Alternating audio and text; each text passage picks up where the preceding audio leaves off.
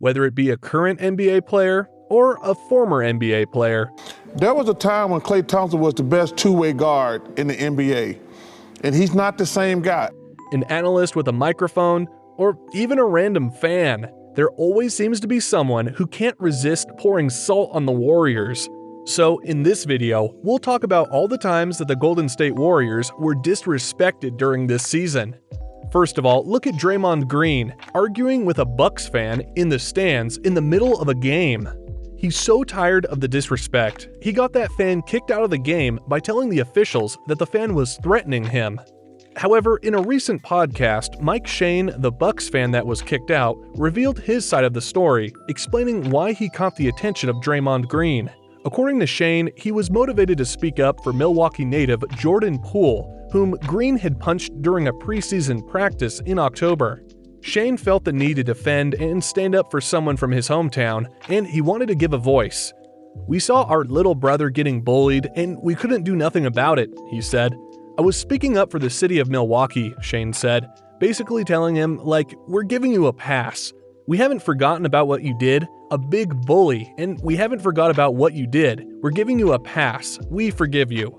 This was not the first time that the Warriors experienced disrespect this season. You guys remember what Charles Barkley said about Klay Thompson after the Warriors got beaten badly by the Suns? Barkley stated, "There was a time when Klay Thompson was the best two-way guard in the NBA, and he's not the same guy."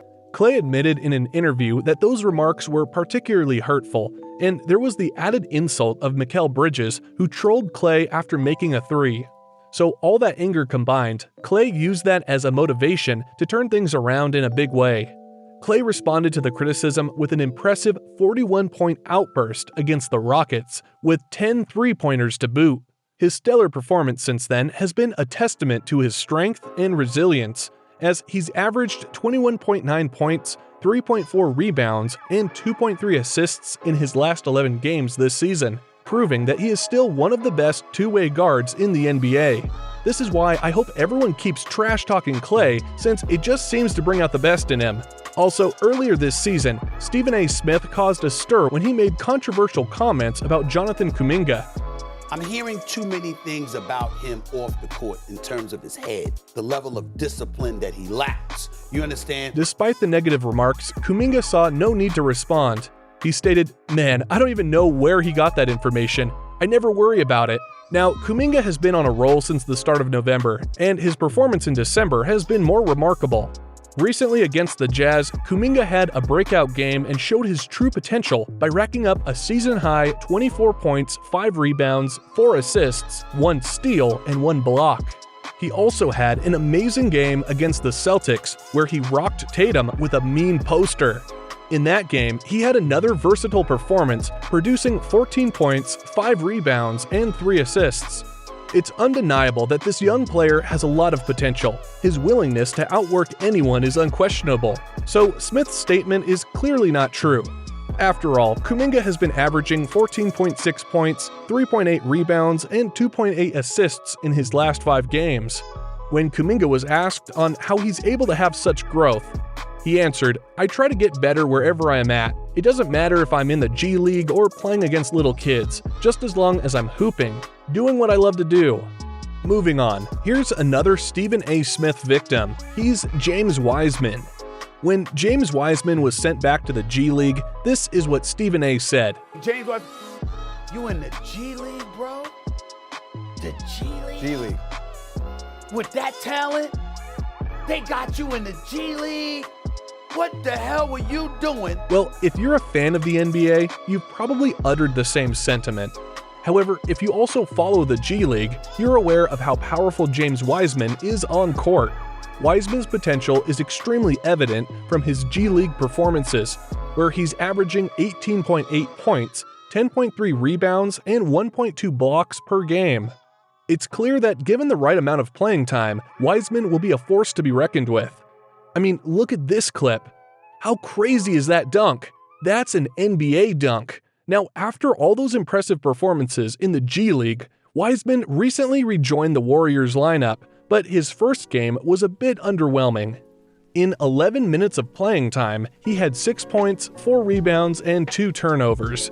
It wasn't that good of a performance, but I'm telling you, all he needs is more minutes. Watch this, where Wiseman sets a solid screen, then he rolls, and when he received the ball, he wasted no time to slam it down. Man, that dunk was something. That dunk was amazing, and his ferocity while doing it clearly showed that he wants more time on the court. Next is after defeating the Boston Celtics in 6 games in the finals. The Golden State Warriors were met with some comments from Celtics forward Grant Williams. Several months following the Warriors' victory, Williams spoke in an interview on the Long Shot podcast. Yeah, absolutely. Like, when I've reflected and looked back to those games, like, I still will say confidently to this day, they weren't the better team. Fast forward to December 11th, 2022, the rematch. On that day, the Golden State Warriors faced the current best team in the NBA this season, the Boston Celtics. The Celtics seemed to have the upper hand in that game, given their stacked roster and the Warriors' current lack of cohesion. Despite being the underdogs, the Warriors were determined in proving that they were still the reigning champions.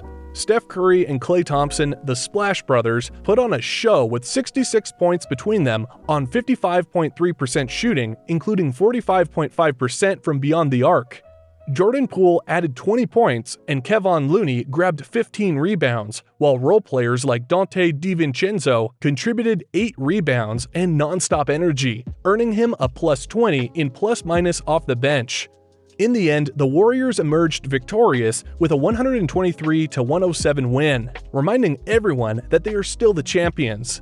The Celtics may have been the best team in the NBA this season, but the Warriors showed that they are still capable of playing at a championship level. I guess after that game, Grant Williams is no longer confident with his past statement. I mean, they had no answer against the Warriors. Stephen Curry was draining walk-away threes. Klay Thompson was locking down Jason Tatum, and a role player even posterized JT.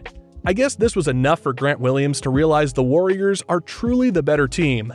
Anyways, days after that Celtics game, Stephen Curry's shoulder got injured. Again, Stephen A. Smith has something to say about it.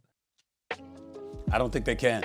To be quite honest with you, see what we've seen thus far this season. Steph Curry is head and shoulders the star of this team, and his level of play far exceeds that of any of his teammates. I would say the focus would shift to Klay Thompson, what he's capable of doing, and to a lesser degree, Jordan Poole and what he's capable of doing. That's the only thing that has a prayer of offsetting the absence of Steph Curry, and I don't think that's going to even be good enough. Obviously, Stephen A. Smith has expressed his skepticism about the Golden State Warriors' playoff hopes, with Steph Curry out injured. If history has any say, the Warriors could potentially miss the playoffs if Curry sits for too long. Smith expects Klay Thompson and Jordan Poole to take up the mantle and lead the Warriors, but he is not sure that they will be able to make up for the loss of Curry. Now, Stephen A. Smith has a valid point in his belief that Thompson and Poole may not be enough to fill the void left by Curry's absence, because the Warriors were 24-66 without Steph since the 2019-20 season. However, it is also important to point out that during that 2019-20 season, Klay was also out. So how about now that Klay is present? Can Klay and Poole lead this team to success without the chef? For now, only time can tell. How about you who's watching? Do you think that the Warriors can stay relevant without Curry? Comment down below your thoughts, and as always, until next time.